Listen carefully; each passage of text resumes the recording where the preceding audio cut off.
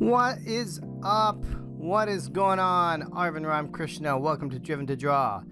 Today's demo is going to be about simplifying shapes. We're going to just talk about the struggles that people have when we try to draw complex shapes and try to dissect them into more simple forms.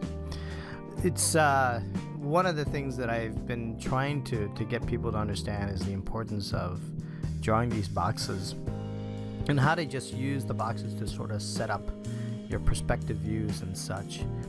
And it's even now, I would say that as I go through this exercise, even I find it a little bit difficult, even as I'm trying to rationalize my shapes and the things that I want to work on. But getting into this habit of doing it is really what's going to be key for you.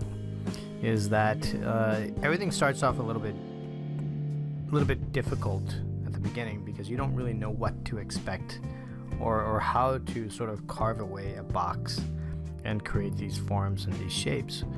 But I am going to say it's critical to get into the habit of trying to start that and trying to understand how these shapes kind of form. So what I'm doing here is I'm just sort of drawing these boxes, and I'm taking a headlamp shape from a BMW 3 Series and just sort of carving away at the box and just looking at the sections.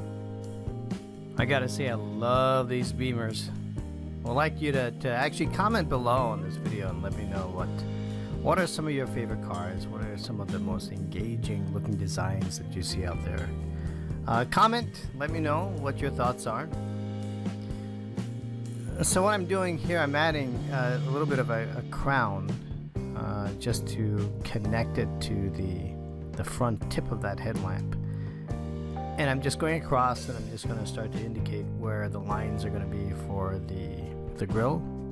And even as I'm going through like photo reference, it's important to constantly kind of measure where things are supposed to be at.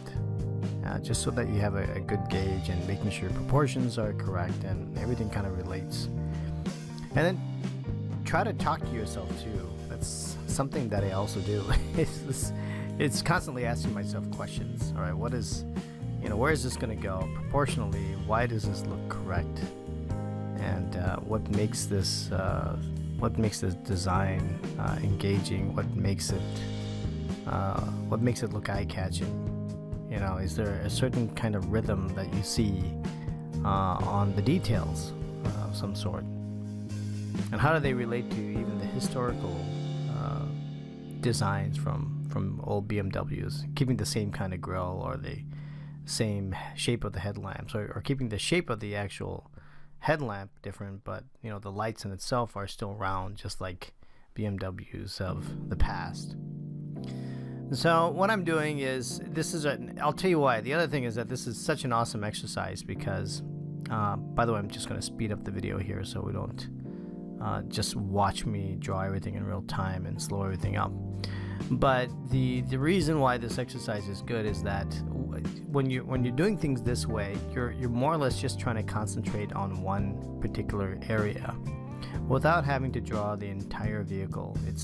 It's an excellent way to get your feet wet and not have to draw everything. But what you'll notice here is that I'm just drawing shapes. I'm not trying to get into details at all. All I'm trying to do is understand where are these shapes placed in space and how do they relate to all the other shapes beside it. The juxtaposition of the headlamp to the side facing. How do they all kind of tie in together? Really important as you're kind of going through this and talking to yourself about this. How do the surfaces transition, right, from the headlamp to the hood?